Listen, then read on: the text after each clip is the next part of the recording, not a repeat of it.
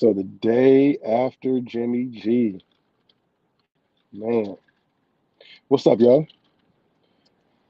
It is what is it? Saturday, March 18th. Yesterday we signed Jimmy G. So just wanted to see what if anybody's thoughts were, what my thoughts are about it. Get my pre-workout in real quick one time before I go work out. On the weekends I like to do calisthenics. That is my favorite workout.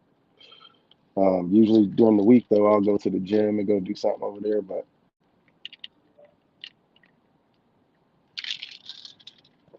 this time I think I'm gonna give me a nice little pull-up workout, drink this energy drink, smoke some Kush, get up in there and go and get it. But it's a lot of mixed reactions about Jimmy G, man. Like, I'm just sitting back and taking in everyone's perspectives and understanding how they feel about it, and it's crazy.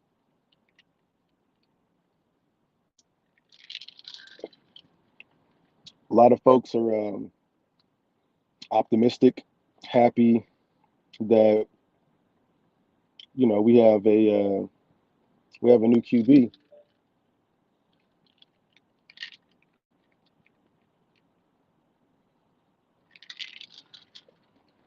But I don't know. There's another group of folks that are they're not happy about it, man. They're not happy about it at all. I just feel like we got to give them some time. We got to give them a little bit of time. We got to give him we got to give him the opportunity to see what he can do. Because if we was going off of, let's put it in perspective like this: if we was going off of Rich Gannon, right, when we signed him, and I know a lot of folks look back on that as old news or whatever, but if we just look off of what we did with Rich Gannon and we saw his stats, they were horrible. He was a backup quarterback, a career backup starter, and he wasn't out there doing nothing that would really post some stats to make him think that he would be a starter in the NFL or even lead a team to the Super Bowl, right? So we got to give these motherfuckers some times, man. We got to give them a little bit of time and let them work with the coaching staff, work with the crew, with the training staff around him. Maybe he didn't have a really good training staff in San Francisco and New England. Maybe he wasn't taking it seriously. You heard on his presser, he learned the game of football in the NFL, how to be an NFL quarterback. This man didn't even, Jimmy G, we're talking about, he didn't even have a playbook until he came to New England. And they showed him how to set his offense up to read defenses, how to work together as a unit, how to be able to call audibles on the side before the play starts. I'm getting my pre-workout in, y'all, before I go work out.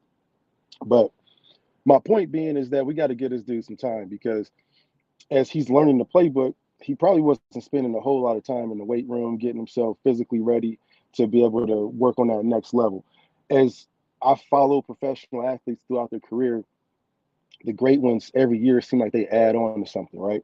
They get something better and they get better and better and better at something each year, right? So like you look at Kobe, Kobe improved on his 3-point shooting, right? He improved on his defense. He improved on his jump shot, on his fadeaway. He went to go and seek help from Olajuwon. There's no difference from that in the NFL as well. You start seeing that with quarterbacks. That's what made Tom Brady stick around in the NFL so long was, he may not have been the greatest physical athlete, but he could be able to know what the defense was doing before the defense was knowing what they were doing. And so with that, he could plan and execute plays faster, better, and knew where you were going to be in your position before you knew it. So I mean, we got to give Jimmy G a chance, see if he can be able to, you know, figure that out with McDaniels. But again, I always talk about it. I'm that type of person though, man. If you wearing the silver and black, I'm with you. I'm with you. Like, don't talk bad about my quarterback, you know. Don't talk bad about my coaching staff. But right now, I really see the divide where there's a lot of folks that are really upset with the coaching staff, with the ownership. But it's like, what do? You got to move on. You got to do something else.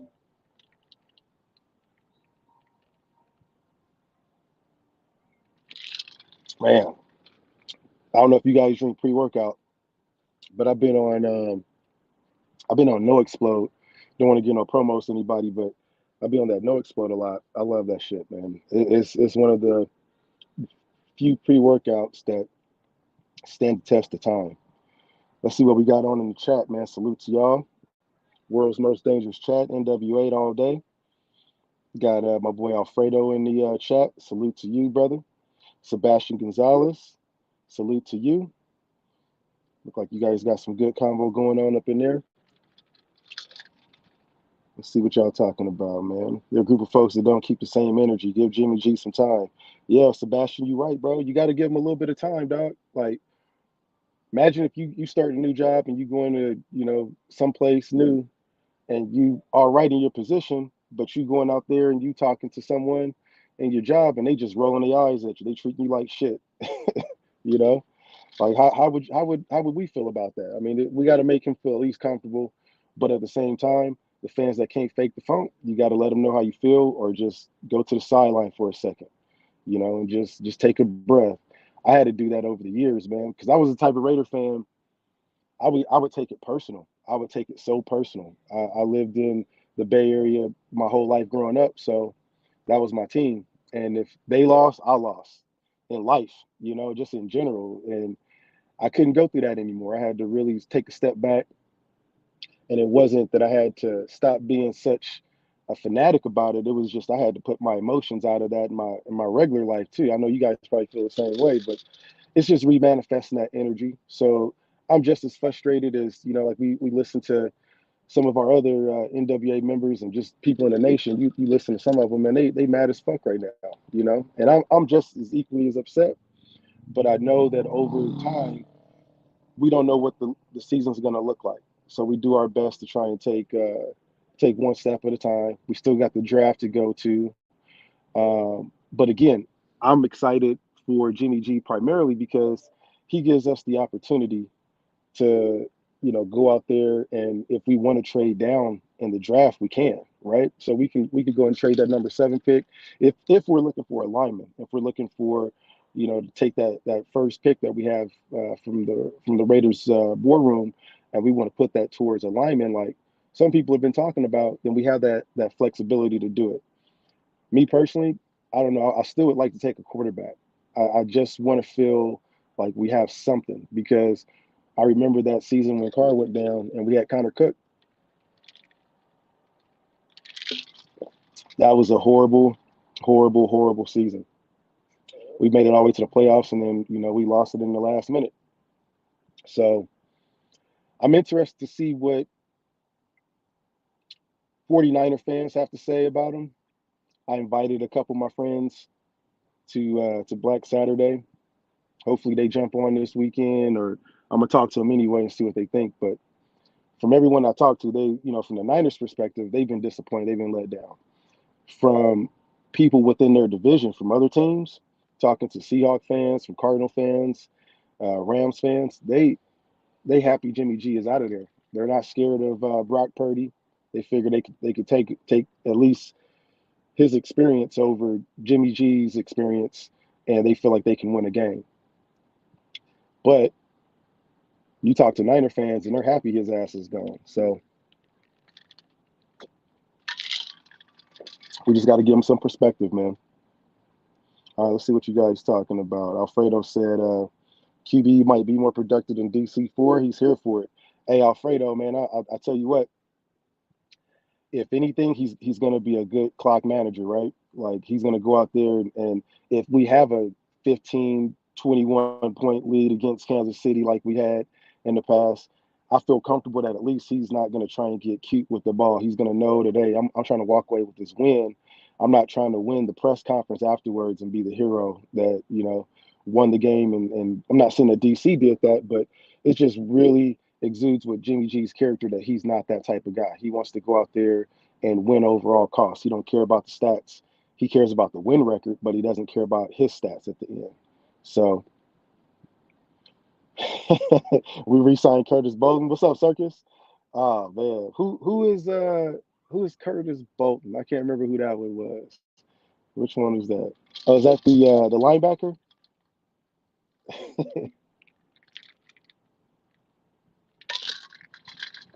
Yeah, man. We need help at linebacker bad though, bro. Like that was our biggest spot last year that every team you can just tell they were focusing in on that. They saw that we needed help in the middle with defensive tackles all over the place, couldn't tackle nothing. Made whoever the opposite team's lineman look like all pro. So we definitely need to get better on the middle part of the field, just all around, man. You know what I'm saying? Salute Nation Nightmare. Good to see you, bro. Hope you're doing well. I'm just letting y'all vent up in this chat for a little bit. And as I get my pre workout, I'm outside this stadium right quick. And they'd have a little soccer match going. So I'm going to go knock out some pull ups and hit a couple miles or something like that, too. But just figured I wanted to tap in with y'all, Nation Nightmare. How's your perspective about Jimmy G, bro? How y'all feeling in the chat, man? You guys feeling some type of.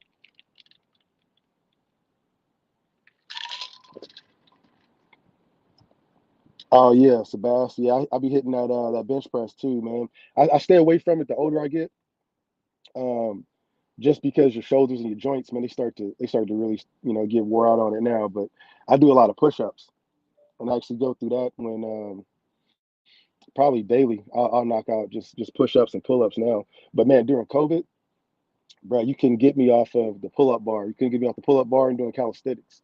When all the gyms was closed down, I was a workout nightmare, man. So I'm just trying to get back to it, make sure I keep my calisthenic game with the pull ups good because that's a whole different workout.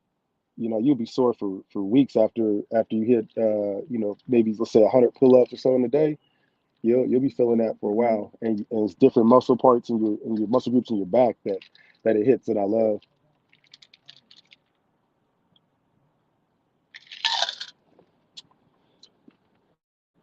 So the rumor yesterday was that we were supposed to have another big trade or a big signing, and it didn't happen. We didn't see it.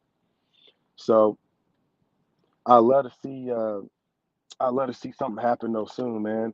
The Raiders don't seem like they feel like taking those real big sexy picks though. You know what I'm saying? They're like, don't be surprised if we don't get a big trade, big blockbuster trade like we saw last year with Chandler Jones and Devontae.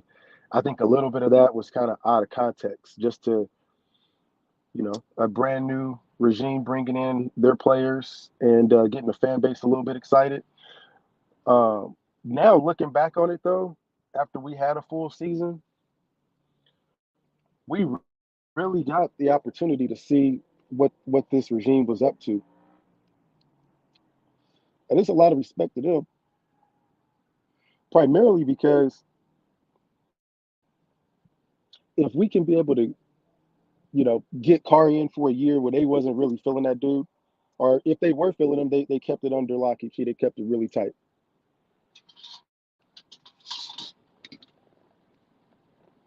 So if they're if they're looking at Carr, they're looking at Waller, they're looking at Renfro. They could have traded all those guys last season.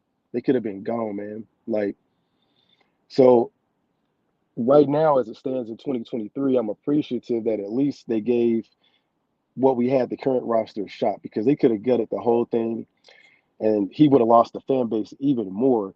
Because if we were looking back at what the past history was of Josh McDaniels, this is what he was known for. He was known for kicking everybody out, starting a whole new regime, and not really giving a shit about who was on the roster currently. So I think he took that into account this season or last season. I think he took that into account what his past history was. I think a little bit of that was probably Mark Davis saying, "Hey, he wants to also give Derek Carr, Darren Waller, Hunter Renfro, that whole regime another shot," and it just ain't work out. So, like I said, looking back on it now from the perspective of having a full season under our belt and what the moves that they did and what they didn't do, I do appreciate that fact though that they didn't just dump Carr by the wayside, dump Waller and trade him because man, we had a whole bunch of what you call it, man. We had a whole bunch of trade requests last season for Derek Carr, for Waller. There was a lot of talk about that last season, uh, and none of that happened. None of that transpired. I thought it was going to happen before the draft. So to still get something for a tight end that had horrible stats last year. Um, some I wouldn't say bad character issues, but just some questionable issues that arose about his loyalty to the sport of football itself and where his priorities were at to get a third round pick, which would let's look at it. If we got that third round pick last year, we traded Waller away, that would have got us Dylan Parham, that offensive guard that we got that was a rookie All Pro. I think he was the second team All Rookie team or something like that. So I trust the staff that we're going to do something good with that Waller pick. I don't know if we're going to get that guy from Georgia, man, but I hope we do. If we do pick him up, that mug, he was raw, bro. What was his name? Washington or something like that? My God, bro, we definitely need to get him. What you guys talk about that chat? Sebastian said Jimmy G will take time to get used to, but we got Myers that can double pass, and we can get a wide receiver in the draft and add an O line. Yeah, bro. I'll tell you what. If you guys haven't seen tape on Jacoby Myers, our new wide receiver we picked up from New England. Now I know he had some issues where he gave us a game. He gave the Raiders a dub last year, right? Um, but if you go back and watch his tape, him and Devontae are going to be a problem going side to side. Now I'll say this though. I'm not trying to get too excited about it about any wide receiver, anybody on the offense like I did last year. Because last year I was like, we had Waller, we had Renfro, we had Mack, we got Adams on the outside. It's over. So we have to keep these guys healthy. We have to keep these guys on the field. And before I get excited to talk about the depth chart and who's going to be out there running routes, I'd rather just see the depth chart itself because that's really going to be from just based off of last season what our determining factor is as to how we can be able to last in these games, right? Because man, when we had people down, it seemed like it was just Devontae that really hung through the majority of the season from the wide receiver spot. Matt Collins, that Turner kid, he got some play, but we definitely need continuity from the wide receiver spot this year outside of Devontae. He was our wide receiver 1, 2, and 3 last year, right? So if he's getting double team, triple team, I love to see Jacoby out there and play, on a one-on-one against someone because they're gonna have to figure it out and double him at some point. Then we added a speedster with what was his name, Philip Dorsett he's from the U. Now talking to some of my buddies that are Seahawks fans, they say that because he was a Seahawk at one point. The hard part about him, he's a lot like Jimmy G, where he's fragile, man. He doesn't stay on the field for too long. So again, it goes back to depth. We're going to need another speed guy, in my opinion. I think that we have him. We got our guy with Dorsett. He's going to be a good addition because you're going to have to put your slot guy on him. Then you got Renfro as well, and you got Devontae. I get excited talking about this here, guys. Like I really do. But if it works out and we do have our speed guy in Dorsett, I'm happy about that. He's going to be able to open up the field for Devontae to just cook, do whatever he has to do. We'll have our big physical guys. But the last part is just going to be really figuring out what we're going to do with the tight end spot. Foster Moreau, I don't know if he's going to be on our roster next year. He's going to be looking for a lot of money, and we know that this regime is not open to paying guys, a lot of money. And if we give him that money, then I'm sure that's hopefully to follow something with Josh Jacobs. But I really, at this point, I don't see Josh Jacobs getting re-signed, man. Unfortunately. and that hurts me to my heart to say that. I really want to see him in the silver and black and retire, but I just don't see this regime paying that money for him.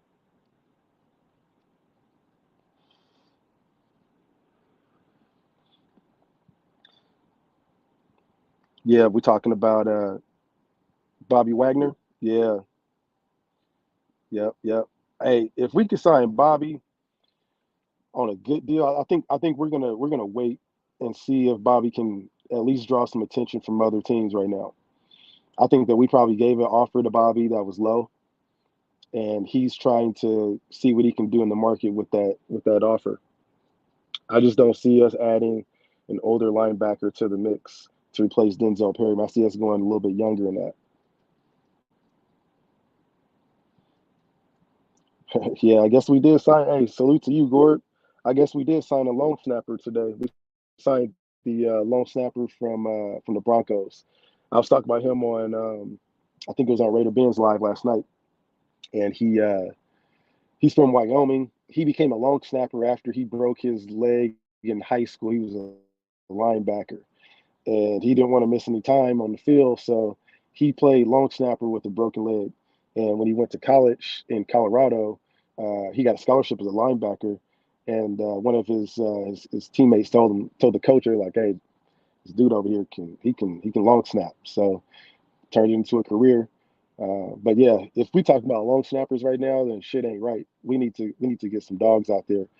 One thing that I think that we've addressed that was kind of low key and no one's really talking about it is the secondary, right? So we got our tall, fast, somewhat fast, but lanky guy back with face on. Um, he was low key a good addition. It won't be the big sexy pick that we want, but I'd rather get more cornerbacks than just one cornerback at a really really high budget. Because they're going to get injured, they're going to be going in and out.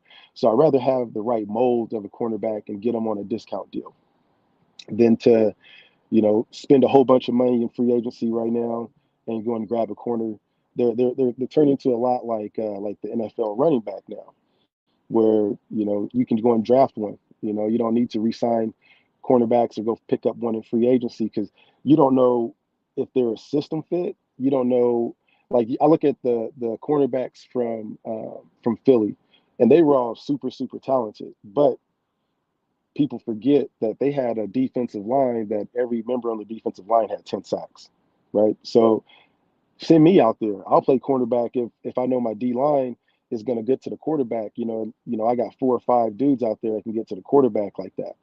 So they definitely talented cornerbacks, but I'll be scared to see them in the silver and black with unrefined defense, and an opportunity for them to, show their abilities, but at the same time, they start failing, they lose their confidence because with cornerbacks, it's a confidence game, right? And if they're not out there making big plays and they're getting burnt because, they don't have a defensive line that's going to be able to get to the quarterback and they got tons of time, they're going to lose and they're going to lose confidence, they're going to lose money, and as fans, we're going to lose confidence in that quarterback. I've seen it time and time again over the last couple of years. Every time we bring in the corner, we get excited. At least I do. I get super excited, and they just let me down. So if we could address that and just shore up a corner for the next 5 years, get a couple D tackles. I just don't think that we're going to draft another pair of D tackles after what we did last year, but we definitely need it. We for sure need it. So, but yeah, man, just wanted to tell me about backs, Spillane or whatever his name is from Pittsburgh. He might be a good signing. He was an Eastern Michigan guy. So if anything, I mean, him and Max would get along good. I don't know if he's going to be a guy that we'll have in the green dot position, but there's a lot of conversation about that since we've might have lost Denzel Perryman. How you guys feel about losing Denzel if he does go? I mean, I have mixed emotions about it as well too because I feel like a lot of times he put us in good position, and a lot of times he put us in really, really bad positions too, in crucial moments because he wasn't able to cover, the pass.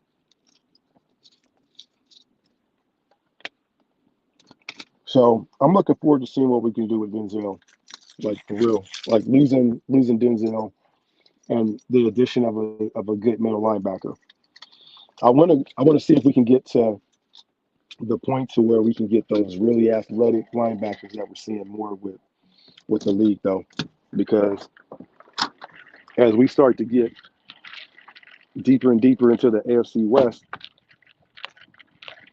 these uh, these wide receivers are getting fast, and these running backs are getting faster and faster, and getting more talented in the receiving game as well. So we're gonna need some middle linebackers that's gonna be out there putting in some work. See if you guys talk about in the chat. Rocky Sin needs to be signed and draft. Yeah, man. Yeah, I like Rocky Sin, man. We he did that in the first year on the system too. And there was a couple plays where I got really frustrated with him. I got real mad. But there were some other games where he played really good. He stepped up, he did his thing, and yeah, I don't know what he's going to be looking for though for compensation. That's the thing, and this is off of his second or his second contract, so he's going off of his rookie deal. So that'll be cool.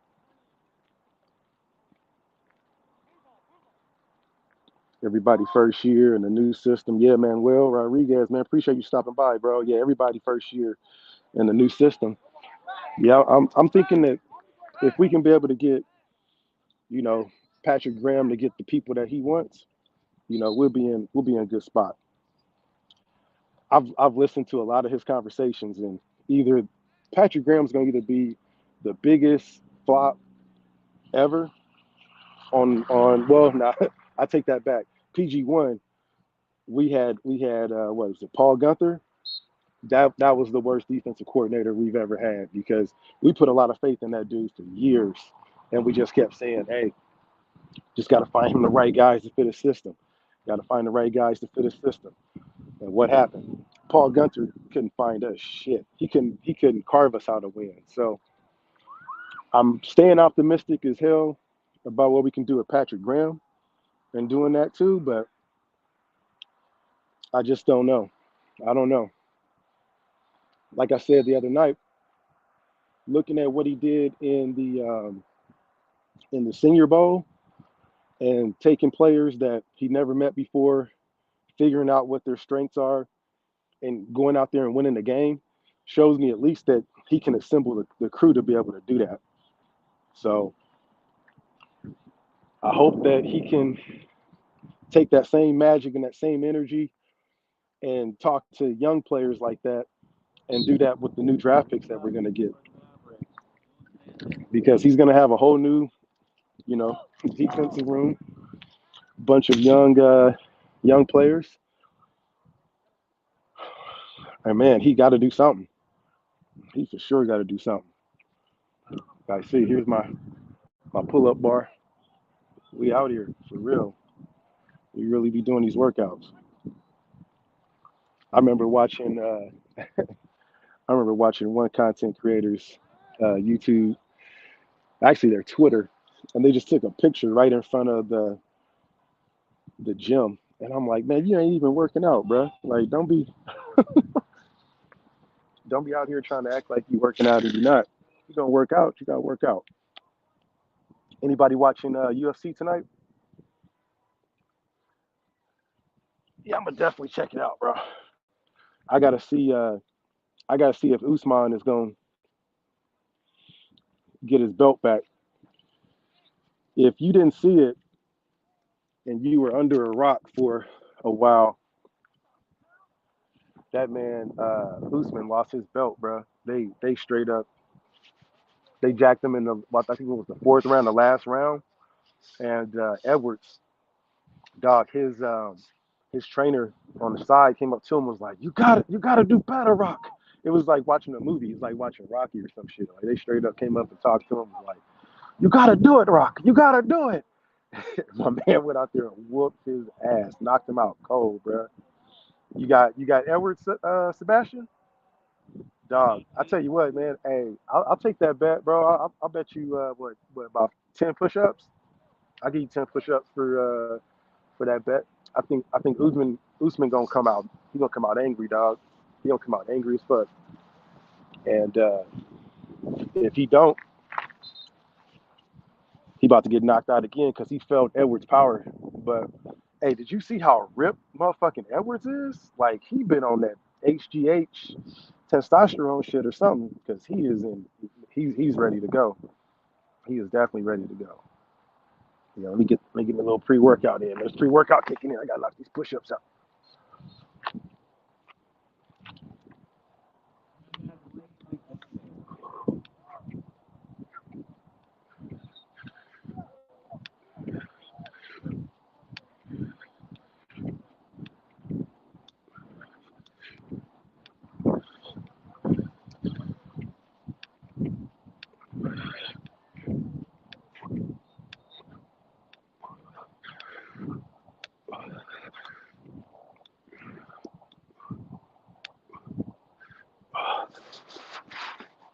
Uh, yeah, man.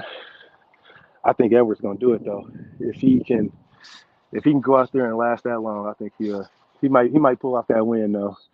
But what I really want to see is Ngannou fight what you call it, John Jones.